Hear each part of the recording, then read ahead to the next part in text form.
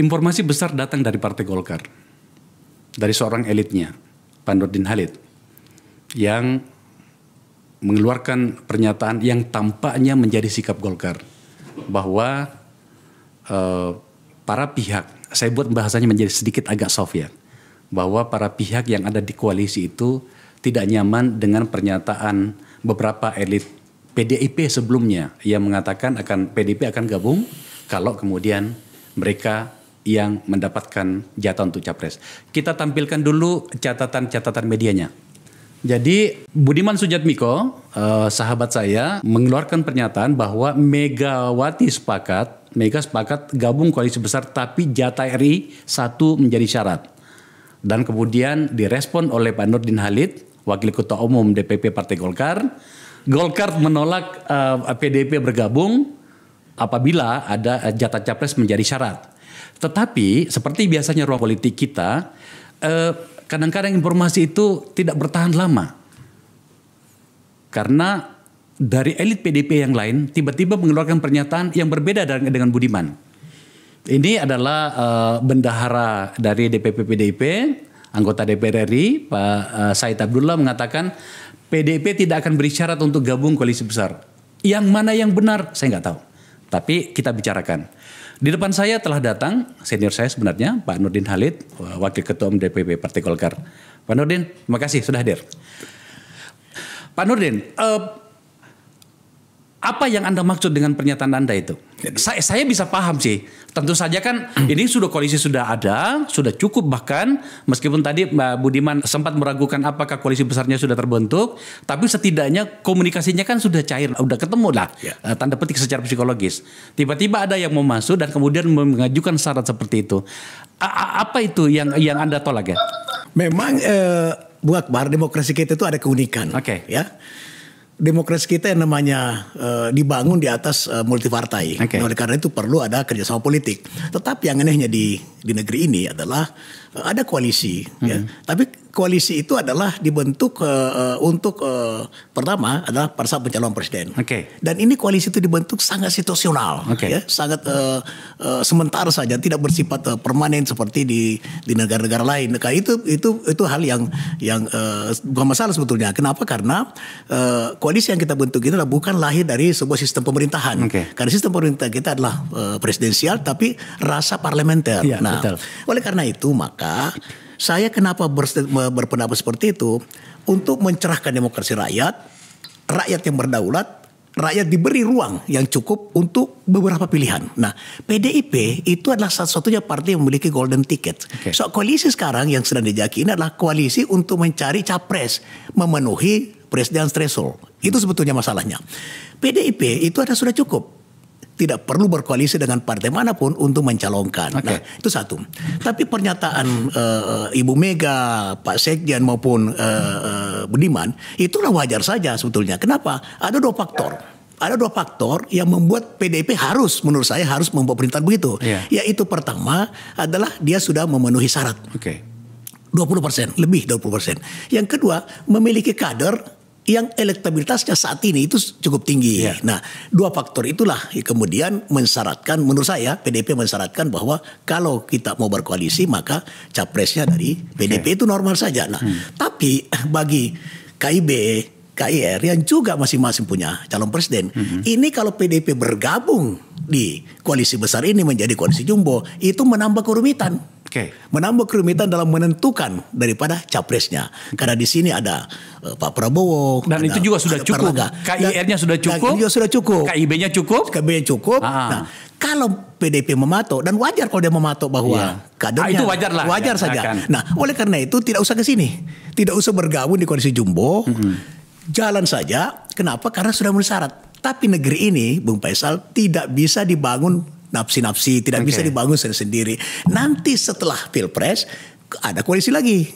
Gabunglah siapa yang bergabung, misalnya kalau PDIP menang ya, calonnya menang, baru bergabung untuk membangun negeri ini karena dibutuhkan kebersamaan dalam upaya menciptakan kestabilan. Itu stadium kedua Pak Nurdin. Tapi yang kita bicarakan ini dalam konteks capres. Nah, oleh dalam konteks capres ini maka saya berpendapat PDIP tidak perlu mencari koalisi atau tidak perlu masuk di koalisi besar ini karena dia sudah cukup, dia sudah memiliki golden ticket sehingga nanti minimal ada 3 calon gitu, jangan 2 calon. Kalau 2 calon menciptakan polarisasi, benturan di mana-mana. Jadi untuk meminimalkan ini supaya jangan ada gesekan dari para pendukung, para fanatisme daripada semua partai. Oleh karena kita harus memberi pilihan lebih dari 2 kepada masyarakat. Itu terbuka peluang kita berkoalisi, tapi tidak juga nggak apa-apa gitu kan. Makanya dikatakan tadi kenapa jadi serius banget gitu kan. Jadi gini, kalau PDIP ingin bergabung di koalisi besar tanda petik ya, dengan tidak mensyaratkan bahwa harus kader PDIP yang menjadi calon presiden, maka itu ada ruang. Ada ruang untuk negosiasi. Tapi wajar juga kalau PDIP mensyaratkan. Karena PDIP mensyaratkan, maka saya menyarankan kepada PDIP tidak usah bergabung dengan koalisi besar, agar supaya PDIP bisa mencalonkan nanti setelah Pilpres itu baru cari lagi koalisi untuk prosesi pembangunan agar tercipta kestabilan politik di legislatif. Karena kalau di legislatif terjadi kegaduhan, itu juga terganggu. Nah, oleh karena itu ini kan sekarang ini koalisi ini hanya untuk mendapatkan tiket. Misalnya gini Pak Akbar, pemilihan yang lalu PKS, PAN, Gerindra itu pendukung Prabowo. Itu sebelum Pilpres. Tapi setelah Pilpres kita tahu bahwa Gerindra, PAN bergabung dengan pemerintah. PKS di luar. Nah, itu artinya bahwa tidak ada koalisi yang permanen. Koalisi situasional berdasarkan kepentingan sesaat. Nah sekarang kepentingannya adalah tiket untuk capres.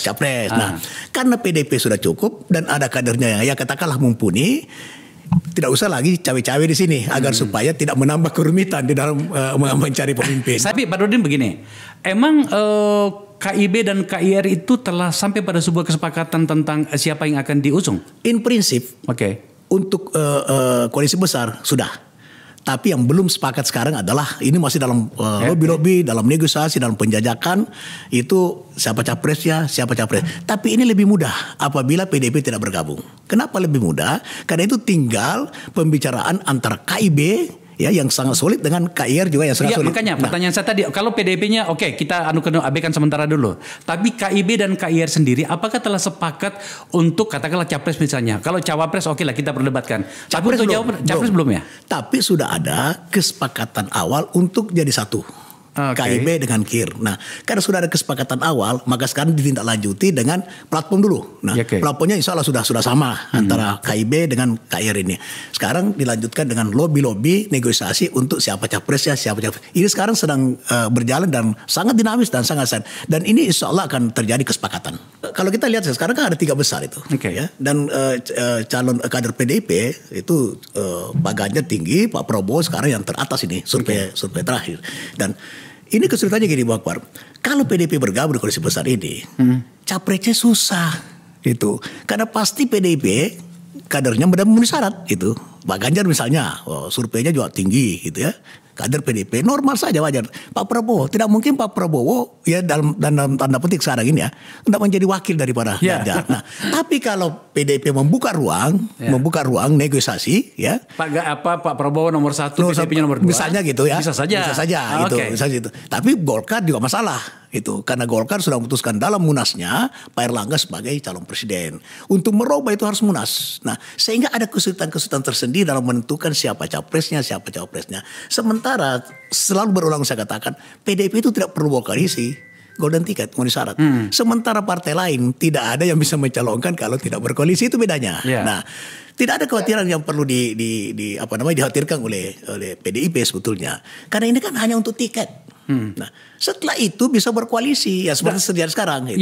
Itu satu hal kita bisa paham itu. Tetapi yang dikhawatirkan Budiman itu agak jauh loh. Bahwa kalau kemudian tidak bersatu, tidak diinisiasi ini, itu bisa kalah loh. Jujur saja sudah lama saya pikirkan ini. Kalau bergabung bisa menang. Nggak ada juga yang menjamin itu. Kita harus membaca bahwa apa yang sedang diargumentasikan oleh Budiman tampaknya ini yang dianut atau berpendar di kepala teman-teman di PDIP. Karena menurut saya ini agak mendasar nih pendekatannya. Dari kacamata Pak Nurdin dan dari Golkar atau barangkali mewakili koalisi besar ini gimana Pak Nurdin? Itu wajar saja kekhawatiran Budiman ya. Tapi kita harus antisipatif. Ini kan soal strategi. Nah, kalau saya berpikir terbalik dengan Budiman ya. Kalau 3 calon itu kita harus berusaha dan ini pasti bisa itu. Kalau kita melihat realitas sekarang, survei yang ada dengan berbagai simulasi sebagai sebuah exercise itu. Nah, tiga pasangan ini, itu tiga bakal calon ini dipasangkan dengan siapa saja misalnya seperti itu bedanya tipis semua. Itu. Tidak ada yang jauh, tidak ada yang complang itu, tidak ada yang jauh itu. Misalnya Erlangga dipasangkan Pak Ganjar. Erlangga nomor 1, Ganjar wapresnya juga surveinya tinggi. Nomor 1 juga itu. Pak Prabowo dipasangkan Ganjar dipasangkan Prabowo juga tinggi itu. Nah, kalau saya berpikir gimana kalau 3 calon dari koalisi besar kemudian dari PDIP kita berusaha untuk, karena pasti 2 putaran. Sekarang realitas bahwa survei itu tidak ada 1 calon pun bakal calon ya itu yang di atas 50%. Di atas 50%. Berarti pasti 2 putaran. Nah, kalau 2 putaran, kenapa kita tidak berpikir antisipatif? 2 putaran itu adalah calon dari KIB, KIR dan calon dari PDIP. Sehingga apa yang menjadi kekhawatiran Budiman yang menurut saya itu wajar-wajar juga khawatir, tapi bisa kita antisipasi dengan strategi itu. Nah, itu maksud saya. Dan ini bisa kita lakukan secara bersama-sama itu. Sekarang kita berbeda di putaran awal. Tapi di putaran kedua kita bersatu. Ada kesepakatan dibangun sejak awal. Bisa dibangun kesepakatan seperti itu. Nah, sehingga apa yang menjadi kekhawatiran Budiman itu kita sudah antisipasi dengan strategi tadi gitu. Seperti itu kira-kira.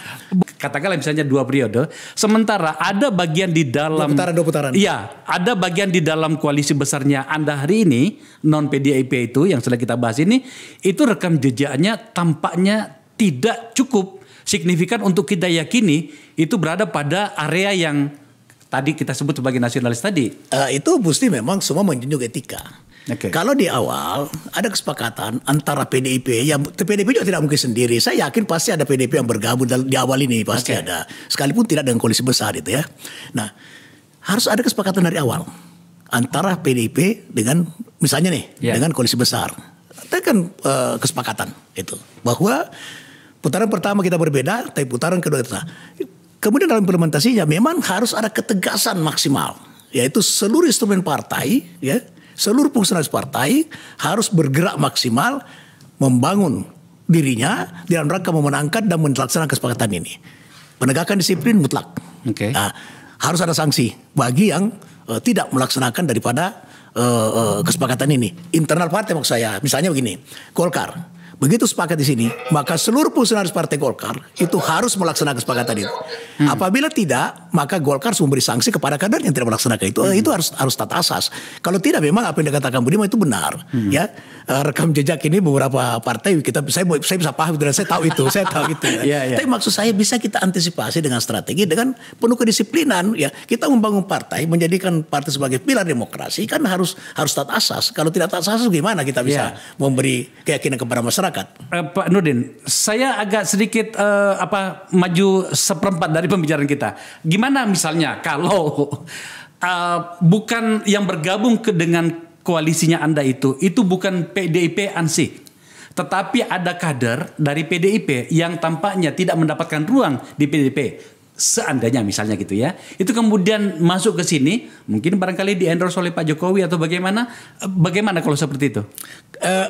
2 tahun yang lalu kan saya sudah lempar itu ya, terus terang saja Pak Budiman juga pasti baca itu, pasti dengar ya.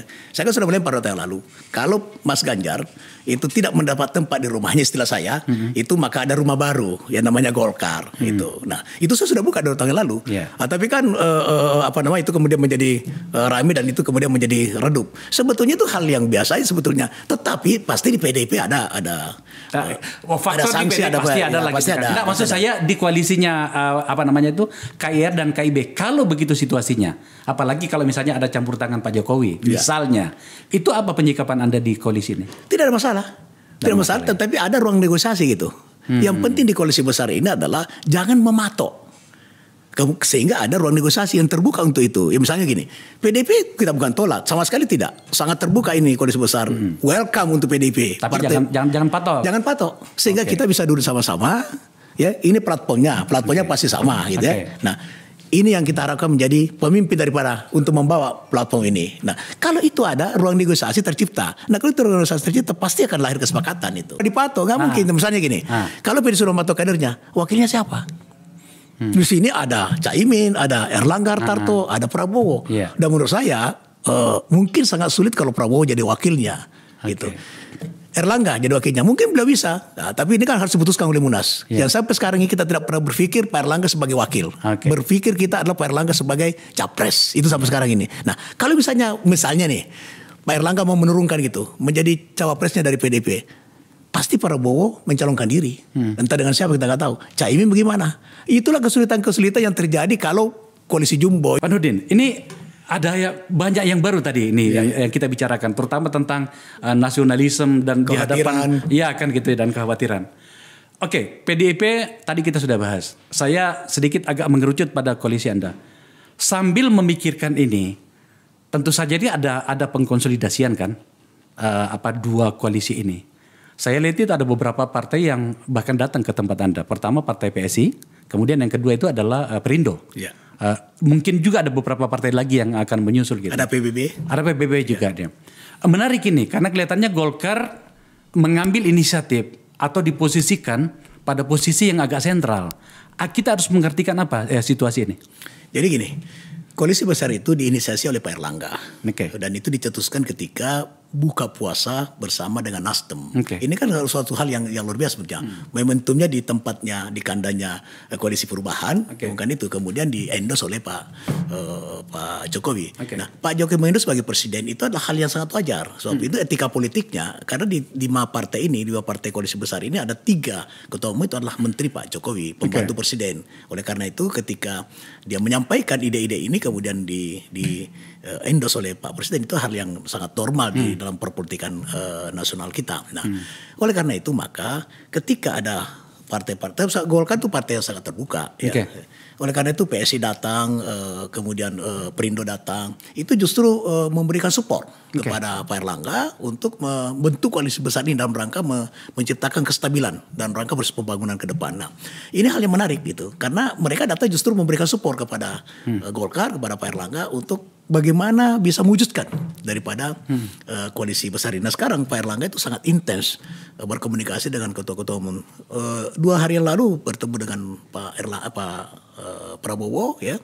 Ini bagian daripada lobby untuk memastikan terbentuknya daripada koalisi besar dan juga siapa capresnya dan siapa cawapresnya. Dan insya Allah ini akan terbentuk karena kesepakatan awalnya sudah ada di tempatnya Pak Sul, itu sudah ada kesepakatan untuk menghadirkan daripada koalisi besar ini. Nah, tinggal sekarang mencari titik temu siapa calon presiden dan siapa calon presidennya. Dan itu tidak sulit ditentukan ketika hanya pembicaraan antara KIB dengan KR. Dari sudut pandang performa politik atau situasi terkini yang terjadi, tampaknya kita harus memasukkan faktor Jokowi di dalam situasi ini. Apa yang Pak Nurdin bisa share kepada kita menyangkut dengan koalisi baru ini? Apakah ini atas endorse dari Pak Jokowi atau barangkali ada komunikasi yang lain yang kemudian kita bisa terjemahkan bahwa oh iya ternyata koalisi ini menjadi sangat serius dan berikut juga barangkali dengan orang-orang yang akan diusungnya. Setiap pemimpin Bung Akbar pasti hendak meninggalkan legasi yang baik, ya. Pasti hendak menciptakan kesinambungan daripada prosesi pembangunan. Itu adalah niat baik daripada setiap pemimpin. Nah, termasuk Pak Jokowi. KIB dan KR ini apabila bersatu, maka ini yang bisa menjamin keberlanjutan daripada seluruh proses pembangunan yang telah diletakkan dengan sangat baik oleh Pak Jokowi. Oleh karena itu kalau Pak Jokowi mengendorse ini adalah itu hal yang sangat positif sebetulnya untuk kepentingan bangsa dan negara. Pasti juga beliau akan melihat tantangan global yang sekarang kita perang Rusia, Ukraina, kemudian ketegangan antara China dengan Amerika. Nah, tentu beliau juga mengharapkan ada pemimpin yang di samping bisa menjaga kestabilan nasional, juga keberlanjutan pembangunan. Nah, oleh karena itu KIB dan KR ini apabila bersatu menjadi koalisi kebangsaan, inilah satu-satunya koalisi yang bisa menjamin daripada keberlanjutan proses pembangunan yang diletakkan oleh Pak Jokowi. Beberapa catatan-catatan di masa lalu, tidak jauh dari hari ini, itu bisa membawa kita pada sebuah pertanyaan seperti ini kira-kira Pak Nurdin. Apakah tertutup kemungkinan koalisinya Pak Surya Paloh, apa sih namanya itu? perubahan ya, perubahan. Di mana mereka telah mengeluarkan satu nama bernama Anies Baswedan sebagai capres itu tertutup ruangnya untuk kemudian menjadi bagian dari apa yang sedang Anda usung ini. Dalam politik itu Bu Akbar segala kemungkinan bisa terjadi. Tetapi kalau saya membaca ya secara matematik ya. Koalisi perubahan ini kan sudah cukup. Jadi kalau koalisi perubahan Anda bergabung ke sini itu mungkin sulit. Tapi mungkin dari partai-partai lain yang hendak bergabung ke Persatuan itu ada kemungkinan itu. Kenapa? Karena ini sudah ada calonnya dan sudah ada kesepakatannya dan sudah memenuhi presiden threshold. Nah oleh karena itu kalau ini mau bergabung ke sini itu dengan pengertian meninggalkan kesepakatannya itu mungkin sulit. Tapi kalau ada partai lain yang bergabung, ini analisa saya. Nah oleh karena itu maka itulah salah satu juga inisiasi daripada Pak Erlangga untuk melahirkan koalisi perubahan ini, koalisi kebangsaan ini, koalisi besar ini. Agar ini langkah taktis dan antisipatif dalam menghadapi 2024 untuk memenangkan apa yang dihadirkan oleh Budiman tadi. Itu sebetulnya langkah yang dilakukan oleh koalisi besar ini. Mungkin akan ada sergapan dari beberapa orang. Kenapa kemudian Pak Akbar berpikir bahwa ada kemungkinan dari koalisi perubahan misalnya bergeser atau segala macam ke koalisinya Indonesia Bersatu ya? Kalau menambah kekuatan koalisi perubahan mungkin saja. Tapi kalau mengurangi agak sulit mungkin karena ini sudah. Iya, tetapi kan ada beberapa catatan yang kita lihat, Pak. Bagaimana misalnya Pak Surya Paloh pernah datang ke Partai Golkar pada saat itu, yang kemudian diterjemahkan oleh beberapa orang mengatakan, oh tampaknya goyah nih koalisi perubahan ini, dan dalam hal ini adalah Nasdem. Oke, kita tinggalkan itu. Pertanyaan terakhir dari saya. Jadi kalau kemudian ternyata realitasnya dalam beberapa hari yang akan datang, beberapa waktu yang akan datang, ternyata memang PDIP ternyata sangat serius bergabung dengan koalisi ini tanpa harus mundur dari tanda petik syarat yang kita bahas ini tadi ini. Apa kira-kira sikap dari koalisi Pak Nurdin? Koalisi besar ini sangat terbuka ya, apalagi PDIP kan. Tetapi tadi itu harus ada ruang. Ada ruang negosiasi. Tapi kalau PDIP sudah mematok, maka itu menutup ruang negosiasi. Ini yang agak sulit bagi koalisi besar untuk menerima itu. Nah, tapi kalau PDIP membuka ruang negosiasi, dalam hal ini tidak mematok bahwa harus kader yang nomor satu, maka itu bisa saja juga nanti dalam kesepakatan itu nomor satu dari PDIP. Tetapi itu setelah duduk bersama. Setelah terjadi lobby-lobby, setelah terjadi negosiasi. Karena politik itu kan apa siapa kan. Ya, nah, pertanyaan ini saya ajukan kira-kira begini. Tadi Pak Nurdin sudah bilang atas nama politik itu bisa terjadi apa saja. Ya. Di bayangan saya PDIP masuk.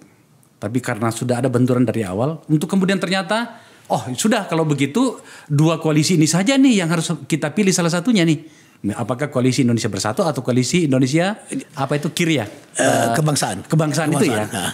Itu kalau seperti itu. Jadi gini Bu Akbar. Kalau ada ruang negosiasi diciptakan oleh PDIP, maka bisa saja kan begini.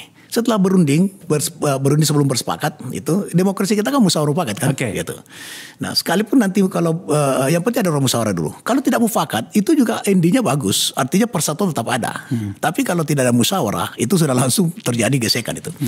Nah kalau tidak dipatok maka dia bisa berunding. Bisa saja Ganjar Erlangga Ganjar, bisa Prabowo Ganjar, ya, Ganjar Prabowo susah, bisa juga Prabowo Erlangga. Nah, kita mengharapkan Partai Golkar itu sangat mengharapkan adalah misalnya Pak Erlangga jadi capresnya, itu Pak Ganjar wakilnya, seperti itu. Nah, kalau ada ruang negosiasi seperti itu bisa duduk bersama. Tapi kalau sudah dipatok maka ruang negosiasi tertutup itu. Nah, tapi artinya KIR dengan KIB itu sudah bisa dikatakan itu tak bisa dibongkar lagi ya. Bukan tidak bisa dibongkar, ini sudah ada kesepakatan awal untuk bersatu. Nah, tinggal sekarang bicarakan siapa capresnya. Ya bisa saja capresnya dari KIR, wakilnya dari KIB. Atau dari KIB capresnya, dan itu Pak Erlangga. Kemudian dari KIR cawapresnya. Mungkin bukan Pak Prabowo, siapa ini. Karena di sana sudah kesepakatan bahwa penentuan capres-cawapres itu oleh Pak Prabowo dengan Caimin gitu. Nah ini ada ruang negosiasi Bung Akbar. Tapi kalau dipatok bahwa harus begini, itu tidak ruang negosiasi, itu agak sulit. Makasih Pak Nurdin. Pembicaraan yang bagus. Pemirsa, ada banyak yang baru tadi muncul di sini. Pak Nurdin telah mencoba untuk menawarkan beberapa alternatif, bukan beberapa, banyak tadi saya dengar alternatifnya yang bisa dipilih. Oke, kita lihat ke depannya seperti apa nantinya. Tapi saya yakin setidaknya itu harapan saya, bahwa semua ini adalah agar kemudian Indonesia menjadi lebih baik di masa yang akan datang. Pak Nurdin, makasih. Terima kasih. Terima kasih untuk menyaksikan acara ini.